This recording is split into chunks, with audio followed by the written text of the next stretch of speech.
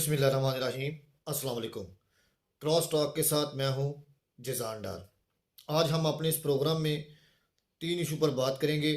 सबसे पहले हम आपको बताएंगे कि जाती उमरा और चौधरी शुजात हुसैन के घर कल क्या मुलाकात हुई, अंदर की बात हम आपसे शेयर करेंगे।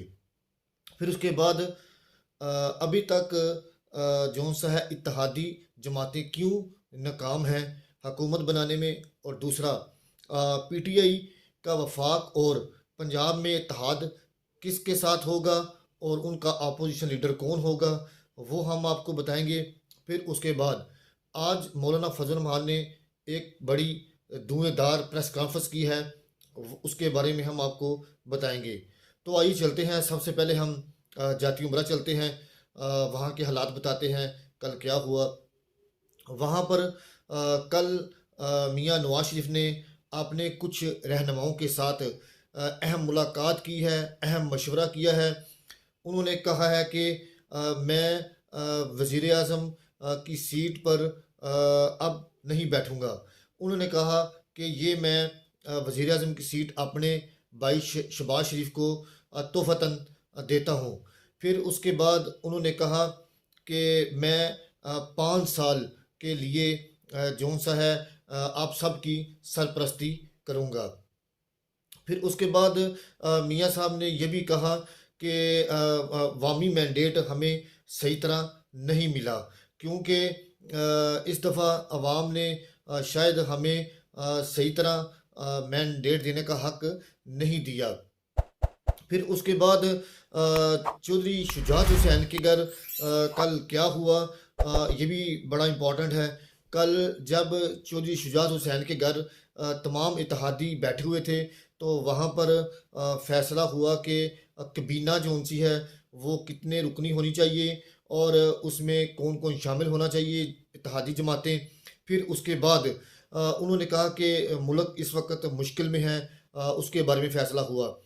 तो मियाँ शहबाज शरीफ जो से हैं, कल उन्होंने तमाम इत्तेहादी के इजलास में कहा कि हम इस वक्त सबसे छोटी कबीना बनाना चाहते हैं, क्योंकि हम मुल्क को आगे लेकर जाना चाहते हैं। फिर उसके बाद उन्होंने कहा कि मज़ीद जो सा है हम वाम के ऊपर बोझ डालने की अहलियत नहीं रखते। उन्होंने कहा कि कोई मशीर इजाफी तौर पर नहीं बनाया जाएगा। फिर उसके बाद उन्होंने कहा कि महंगाई जो सी है वो आसमानों को छू रही है, मुल्क जो सा है इस वक्त तबाही के दहाने पे है, गैर मुल्की जोन से हैं वो हमारी तरफ देख रहे हैं। फिर उसके बाद उन्होंने पीपल पार्टी से, शहबाज शरीफ ने पीपल पार्टी से दरख्वास्त की कि पाकिस्तान मुस्लिम नून जो सी है वो अकेला इतना बोझ बर्दाश्त नहीं कर सकती, आप भी इस जमात में इस इत्तेहाद में शामिल हों और आप भी वफाक में वजारतें लें। फिर उसके बाद एम क्यू एम से भी उन्होंने दरख्वास्त की। एम क्यू एम जोन सी है उन्होंने कहा कि हम मियाँ साहब के हर फैसले को कबूल करते हैं। काफ लीग ने भी कहा और उसके बाद दीगर जमातों ने भी कहा कि हम मियाँ नवाज शरीफ और शहबाज शरीफ की हमायत का मुकम्मल ऐलान करते हैं। फिर उसके बाद जो सा है आसफ अली जरदारी साहब जो से हैं, उनकी तरफ से कोई खास तरह पैगाम या जवाब नहीं आया, क्योंकि उन्होंने बिलावल भुट्टो ने कल कराची में अहम प्रेस कॉन्फ्रेंस की थी। उसमें उन्होंने कहा कि हम जो सा है बैक फुट पर बैठकर खेलेंगे, हम कोई वजारतें नहीं लेंगे। तो अभी तक पीपल पार्टी की तरफ से कोई ऐलान नहीं हुआ कि हम वजारतें लेंगे या नहीं लेंगे। बहरहाल अभी ये हालात जो नज़र आ रहे हैं मुल्क के लिए, पीपल पार्टी जो सी है वो वजारतें लेने में कामयाब हो जाएगी। फिर उसके बाद जो वहाँ पर सबसे अहम बात नज़र आई, उन्होंने शहबाज शरीफ साहब ने पैगाम दिया कि इस वक्त मुल्क जो सा है जोड़ने का है, तोड़ने का नहीं। उन्होंने कहा कि हम कश्ती जो सी अब भंवर में है, उसको निकालने के लिए हम सब को इकट्ठे चलना होगा। फिर उसके बाद उन्होंने तमाम जमातों को कहा, तमाम पीटीआई सिमत तमाम जमातों को कहा कि एक पेज पर इकट्ठे हो जाएं, हम जो सा है मुल्क को बचाने निकले हैं। लेकिन दूसरी जमातों की तरफ से कुछ जवाब आया, वो हम आपको बाद में बताएंगे। फिर उसके बाद जो कल देखने में आया, वहाँ पर चौधरी शुजात साहब के घर तमाम जमातों ने मुतफ़क़ा फ़ैसला तो कर लिया है पाकिस्तान मुस्लिम नून का साथ देने का, लेकिन पीपल पार्टी की तरफ से अभी अंदियाँ आना बाकी है। अभी देखा जाए तो पीपल्स पार्टी जो सी है वो नून लीग का अगर साथ नहीं देती तो 3 जो आईनी ओहदे हैं वो क्यों लेना चाहती है, सदर, स्पीकर और चेयरमैन सेनेट। ये बात बड़ी जो सी हैरानगी की है कि आईनी ओहदे जो सी पीपल्स पार्टी वो अपने पास रखना चाहती है। अगर इत्तेहाद करना है तो मुकम्मल करें ताकि मुल्क के लिए अच्छा हो। फिर उसके बाद इत्तेहादी जमातें अभी तक वज़ीर आज़म बनाने में जो सा है वो नाकाम क्यों नज़र आ रही हैं। पहली बात तो ये है, पीपल्स पार्टी की तरफ से मैंने आपको बार बार बताया है कोई ऐसा इशारा नहीं आ रहा। आसिफ अली जरदारी साहब जो से हैं उन्होंने बैकडोर पीटीआई से रब्ता भी किया है। इसकी बाकायदा तरतीब भी पीपल पार्टी की तरफ से की गई है कि हमने कोई रब्ता नहीं किया, लेकिन पीटीआई के जो रहनुमा हैं शेर अफजल मरवत, उन्होंने कहा कि मुझे कल एक दोस्त के जरिए आसिफ अली जरदारी ने पैगाम भिजवाया है कि मैंने आपसे मुलाकात करनी है और हम पीटीआई के साथ हाथ मिलाना चाहते हैं। ये बैग डोर रब्ते हुए हैं, लेकिन बैरिस्टर गोहर के मुताबिक और शेर अफजल के मुताबिक उन्होंने कहा कि हम आपके साथ नहीं चल सकते और ना आपके बयानिए के साथ चल सकते हैं। हमारा बयानिया और हमारा मंशूर आपसे बहुत लाख है और ना हम आपके साथ किसी किस्म का कोई इत्तेहाद करना चाहते हैं। ये तो बात हुई एक तरफ। अब पीटीआई जोन सी है वो किधर इत्तेहाद करने जा रही है और अपना अपोजिशन लीडर वो किसको बना रही है पंजाब में और वफाक में, ये बात बड़ा ज़रूरी है क्योंकि जैसा कि हमने आपको बार बार कहा पीपल्स पीटीआई जोन सी है वो जमात इस्लामी के साथ खैबर पख्तूनख्वा में बिल्कुल इत्तेहाद नहीं करने जा रही। वो वफाक के अंदर अपना इत्तेहाद बनाना चाहती है क्योंकि जमात इस्लामी के पास केपीके के अंदर मैंडेट नहीं है। फिर उसके बाद पीटीआई ने जमात इस्लामी ने भी थोड़ा सा पीछे बैक किया है क्योंकि उन्होंने कहा है कि हम वफाक में आपका साथ नहीं देंगे। तो दूसरी तरफ जो पीटीआई है वो वहदत मुजरिमीन के साथ राब्ते में है और उनके साथ इत्तेहाद कर कर जो मजबूत जमात बनाना चाहती है वफाक में भी और पंजाब में। और फिर उसके बाद जमात इस्लामी अभी तक कोई फ़ैसला नहीं कर सकी, लेकिन जमात इस्लामी को फ़ैसला करना पड़ेगा पीटीआई के साथ ज़ाहिर-ए-बात हुकूमत में रहने के लिए अपना फ़ैसला करना पड़ेगा। और उसके बाद पीपल्स पार्टी पीटीआई जो सी है उन्होंने वफाक और पंजाब के लिए कौन से अपोजिशन का नाम फाइनल किया है वो हम आपको बताते हैं। पीटीआई जो सी है उन्होंने वफाक में शेर अफजल मरवत जो से हैं उनका नाम दिया है अपोजिशन के लिए, लेकिन लतीफ़ खोसा भी उस दौड़ में शामिल हैं और बैरिस्टर गोहर भी उस दौड़ में शामिल हैं। लेकिन हमारे ज़राए के मुताबिक जो हमें मालूम हुआ है शेर अफजल मरवत का नाम जौन सा है उसको फ़ाइनल किया गया है। इमरान खान की बहन अलीमा खान ने भी उस नाम को फ़ाइनल कर दिया है। फिर उसके बाद पंजाब के अंदर जो है अपोजिशन लीडर जो है सनम जवेद खान को बनाने का फ़ैसला किया, लेकिन उसका हतमी फ़ैसला नहीं हो सका।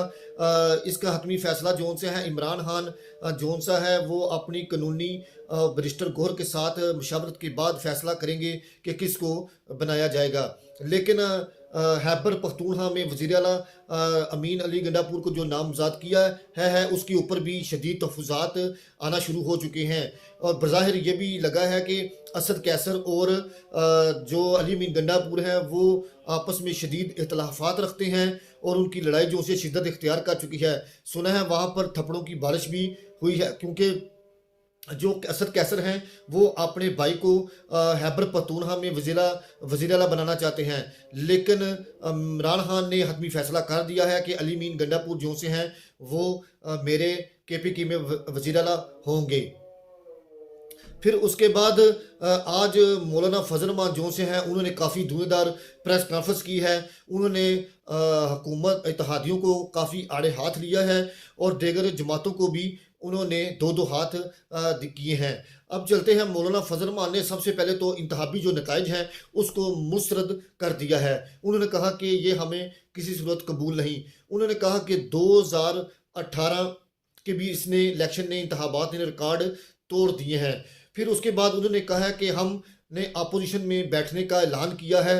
फिर उसके बाद उन्होंने कहा है कि इलेक्शन कमीशन ने जो साफ शफाफ इंतखाबात से मुतल्लक अजलास में फ़ैसला किया है हम उसको भी मुस्तरद करते हैं। फिर उन्होंने कहा कि जो पार्लियामेंट है वो अपनी हैसियत खो चुकी है। फिर उन्होंने कहा कि हम अपना जो हमारी जमात है JUI फे हम पार्लियामेंट में अपना किरदार ज़रूर अदा करेंगे, लेकिन वो अपोजिशन में बैठकर करेंगे। फिर उन्होंने कहा कि हमारे तमाम सूबों में जनरल इजलास जो से हैं वो होंगे। उन्होंने ये भी कहा कि हमारी मजलिस वो अमूमी जो सी है वो फैसला करेगी कि पार्लियामेंट में किसका बैठें या ना बैठें इत्तेहादियों के साथ। फिर उसके बाद उन्होंने कहा कि हमें धांधली के ज़रिए शिकस्त दी गई है और इलेक्शन कमीशन हमारी बात भी नहीं सुन पा रहा। फिर उसके बाद उन्होंने कहा कि हमारा जुर्म ये है कि अमेरिका और मगरबी दुनिया के लिए हम काबिल कबूल नहीं हैं। फिर उन्होंने कहा कि हम नून लीग और पीपल पार्टी के ताबेदार नहीं हैं। फिर उन्होंने कहा कि हमारा किसी भी पार्टी के साथ इत्तेहाद नहीं होगा, ना हम उनके इत्तेहादी होंगे पार्लियामेंट के अंदर। फिर उन्होंने कहा कि पार्लियामेंट में हम शदीद तहफ़्फ़ुज़ात के साथ बैठेंगे और हर फोरम में अपनी आवाज़ को बुलंद करेंगे, उठाएंगे। फिर उन्होंने कहा हम पे जो गुजरी है वो किसी पर ना गुजरे। उन्होंने कहा कि जो हमारी बात नहीं सुनेगा हम भी उनकी बात नहीं सुनेंगे। फिर उन्होंने कहा कि मैं सबसे अहम बात अभी जो तक की है उन्होंने ये की है कि हम पाकिस्तान मुस्लिम नून को दावत देते हैं कि वो आए अपोजिशन में हमारे साथ बैठें। फिर उन्होंने कहा कि इलेक्शन कमीशन जो सी है वो स्टैब्लिशमेंट के हाथों यरमगाल बनी हुई है। फिर उसके बाद उन्होंने कहा कि इस वक्त क्या 9 मई का बयानियों को दफन कर दिया गया है। फिर उसके बाद उन्होंने कहा कि पेशावर में एक अफगानी बशिंदे को टिकट देकर जितवा दिया गया है। ये उन्होंने कहा कि हमारी जो जमात है उन्होंने अभी तक ये फैसला किया है। उन्होंने कहा ये मेरा अकेले का फैसला नहीं, ये हमारी तमाम जो मजलिस शूरा है उसका भी ये फैसला है। अब देखना ये है कि जो सी मौलाना फजल रहमान हैं उनको तो इलेक्शन में जिता तो नहीं गया, लेकिन अब मौलाना फजल रहमान को धांधली कहाँ से नज़र आ गई है। ये हमारे तमाम जितने भी लोग हैं उनको सोचना चाहिए कि हमें किसी भी शख्स के कंधे पर बैठकर सवार होकर इलेक्शन में नहीं आना चाहिए। हमें हमेशा जब भी घोड़ा अपने मैदान में रेस के लिए जाता है तो वो खुद दौड़ता है, उसको किसी चीज़ की ज़रूरत नहीं होती।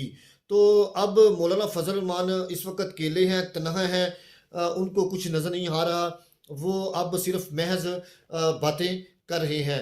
अब मौलाना फजल रहमान को चाहिए कि या तो वो इत्तेहादियों का साथ दें या फिर अपोजिशन में बैठ जाएं। बहुत शुक्रिया।